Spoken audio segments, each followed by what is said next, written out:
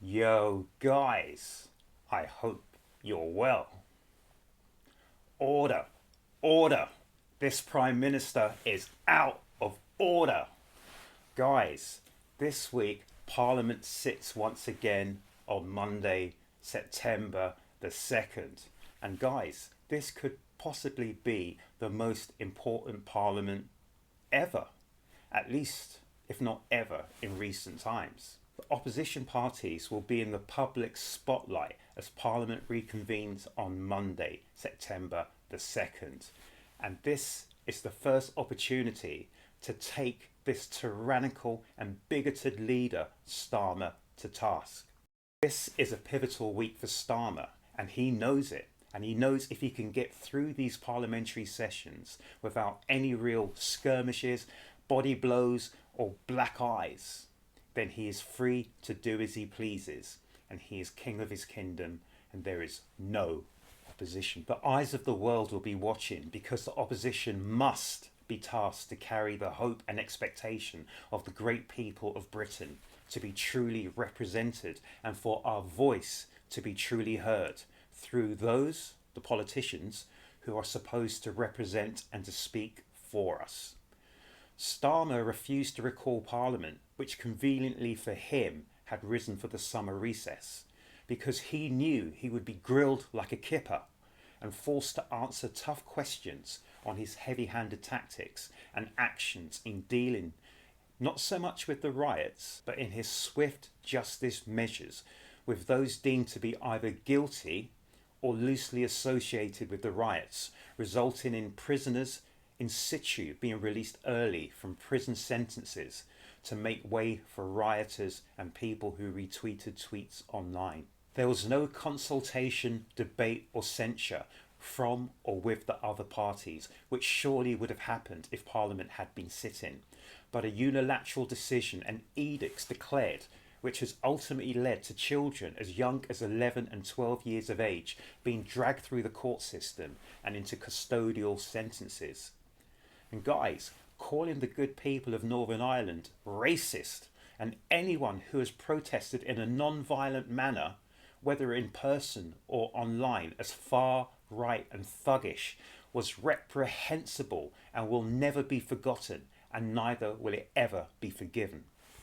I can only guess that Starmer was being foolhardy with his language, or otherwise it could only have been used by design to fan the flames for his own nefarious means. I put it to you that it was Starmer himself who fanned any smoke that turned into flames by pouring petrol on the smouldering pyre, by inciting the public with his own incendiary rhetoric and his steadfast refusal and flippant dismissal of even countenancing any talks on why the troubles flared up whenever this question was put to him. Starmer cannot ignore the people forever, but if those who are supposed to speak for us shirk their duty and say nothing and play dumb, then it is all over for us people, and Starmer and his stormtroops will have staged their fait accompli, blitzkrieging over our democracy and effectively eliminating the opposition and turning our country into a one-party state with no voice for the voiceless. This is a message to the opposition. You need to do your duty, and you need to bring Starmer to book.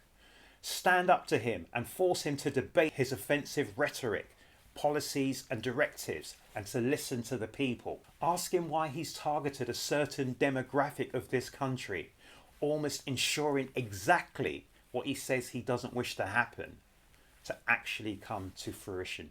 Think about it. Starmer is the one who is dividing our beloved nation. It's wicked what he's doing. You do not put people's backs up against the wall and think things will end well. Guys, the Tories are sunk, rudderless and without a leader, and this at the worst possible time, so Starmer knows he's neutered them. Farage and Reform must bark as loud as possible, and others join in on behalf of this country, which we see is deliberately being divided bit by bit, day by day, economically, socially, politically, and even religiously, by someone whose agenda is pernicious and designed to cause as much pain and suffering as possible. The old are being targeted with cuts. People are being deliberately labelled as racist and thuggish for daring to raise questions that have been steadfastly ignored and refused to be debated. The next budget will make searing cuts into all of our finances, and we will be taxed until our eyes bleed. Our civil liberties are quickly being targeted and removed, replaced by prohibitive orders and shackles placed on us and our abilities to communicate. Dangerous prisoners are being freed out on licence, and other dangerous offenders no longer prosecuted in favour of targeting, arresting and jailing those identified as enemies of the state for a post or tweet online to ensure they clamp down on our freedoms of speech. This will stop any dissenting voices and allow Starmer to do as he likes, using his lawyer's wig to go through our laws and constitution and steal away our liberties bit by bit by bit, like the frog being boiled in the saucepan until too late we find we have none. If the opposition says nothing and does nothing when Parliament returns, we are sunk, and we will know that they are all complicit and in it together. Stand up for the people and take Starmer to task.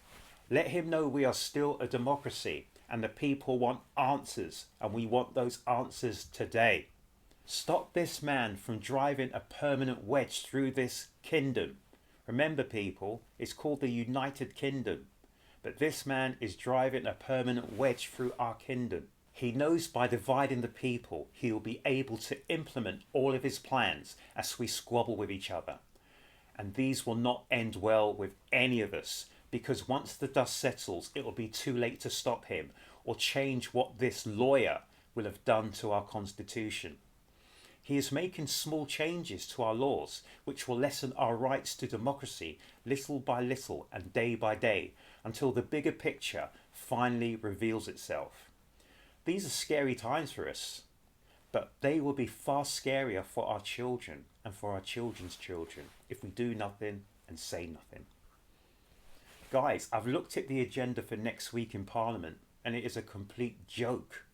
The very top of the agenda should be Starmer taken to task on how badly he handled the riots and the aftermath of the riots, and by dividing our nation and labelling people as racists and far-right thugs. And these are not the rioters or even the people who protested, but anyone who's dared to question his actions or rhetoric, including people such as Elon Musk, who has been censured for having and voicing a different opinion, and even warned, and some might say actually threatened, depending on how you wish to interpret his language, by Starmer and his bully boys. So guys, I'm just going to leave the schedule for next week for Parliament and just let you guys look at it at your own leisure, guys. But it is an absolute joke, guys, and it's just time to shake our heads. But guys, next week is a very, very pivotal week. All jokes and everything aside, we really need to see the opposition get together and to take Keir Starmer to task. Because if the opposition are not able to bring this man to book, then we really are sunk, people. The Tory party is rudderless, guys. Right now, they are campaigning to get their top six together to find out who's going to lead them into the next whatever. So the Tory party have got other areas and avenues that they're looking at. They're without anything. They're without a leader. They're without a rudder. Absolutely clueless. So we really need to get people like Nigel Farage, Reform and other independents as well to get together and bring this government to book. We must say to Keir Starmer that this is a democracy. You have to listen to the people. You have to listen to the people, and you have to act on the people's wishes as well. Otherwise, we're not living in a democracy, people. We're living in some kind of totalitarian state. Is this what we voted for? Is this what you voted for? Guys, let me know down here in the comment section. I'm really intrigued to find out what your opinions and what your viewpoints are. This is my opinion. I woke up this morning and I just thought about it. When does Parliament reconvene? It reconvenes on Monday. So, guys, these guys need to get their act together and they need to take Keir Starmer and his party to task. Because if Keir Starmer gets away with this, and this isn't anything trivial, what more is he going to do? What more is on his roadmap? Guys, if the people are silenced, if we can't even speak through our MPs, I've had people say to me that they've petitioned their MP time and time again, and their MP has basically thrown their petition into the bin and has not responded to them. So if our MPs are not acting for us, I think we have 650 MPs, is that right? Something like that, people who are supposed to act for the people. They're meant to be representatives of the people, by the people and for the people. But if the MPs are not representing us, who is representing us, people? And then if they take away our right to speak, they take away our right to have a voice online, then we are not only not represented, we're misrepresented. And the government can take our silence as the tick, as a green tick and a go ahead to do as they please. So guys, this is really important. Right now, I know it's the weekend, so potentially it could be too late, but get online, petition your MPs and say to them, we are expecting you next week to speak for us. You are our voice. You are the voice of the voiceless, people. You are our MPs. If you cannot do your job and speak for the people, speak for the people, the voters, the people who have voted you in, then you shouldn't be in that position, and you need to be replaced and put someone into that position who will speak for us. Because if you don't speak for us, guys, we're sunk. We are sunk without a trace. And guys, it's not going to be so bad for us, but it's going to be worse for our children and our children's children. And that's what we've got to think about. Anyway, guys, I hope you guys have a great weekend. Make sure you look after yourselves, you look after each other. Guys, we have a chance now, as this Parliament reconvenes, to make our voice heard. So do everything that is legal and within the framework just to make certain that your voice is heard. Please do it, guys, because this isn't a joke. This isn't a joke. And this is really, it could be a watershed moment, people, because if Keir Starmer gets away with this, then we really are sunk. Anyway, guys, I just thought to let out my thoughts. I don't know whether you agree with me or disagree with me, but I'm thinking that this could be the most important, basically, sessions of Parliament, maybe in the last so many years, because if we allow this to go unchallenged, then I think in a few years' time we'll wake up and it really would be like the frog in the saucepan. We'll realise that we've been burned and we just never even knew it.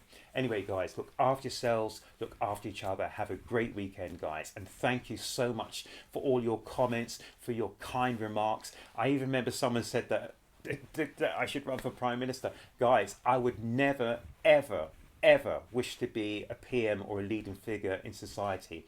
And one of the reasons is, if you well, I don't want to wake up with fleas. If you know what I'm saying, I don't want to wake up with fleas. But it's also, as well as that, guys, there are some really important decisions that need to be made. And I'm a person who will stick to my principles. I will not be swayed by anyone, by any means, whatever. So my principles are my principles, and I would not do anything that would hurt this country, people. And right now, this country is really hurting, and it really makes me want to weep. It makes me want to weep. When I saw this thing with Starmer saying about the Irish as racist, that was one of the most reprehensible things I've ever heard. The man is absolutely wrong on that. Absolutely wrong. And what he wants to do is he wants to get a rise from us, people. He wants us to go out and do something stupid. That's not what we want to do, people. We need to be like, think and act like the snake himself. We need to be more of a snake than him. We need to go through the legal system, the legal process, to make sure he's ousted at the earliest opportunity. Because what we want, guys, we want democracy. We want a parliament. We want a parliament that serves us. We want people who actually care about us and think about us and absolutely love us. From my perspective, guys, I'm looking at someone in Starmer who's cold-blooded. He's cold-blooded like a reptile. And I really don't know if he's doing this from his heart. And if he's doing this because it's his principles, or he's doing it because he's been asked to do it. And I really don't know if he absolutely hates us, because his actions and his words are of someone who absolutely hates us, or he hates a section of our society. I don't know what we've done to him. I don't know how we've offended him, but He doesn't like us. Anyway, guys, don't let me get on my soapbox because I'll never get off it. Have a great weekend. Look after yourselves, look after each other. And guys, please make sure and make certain you come back to the next Urban Bars reaction, guys.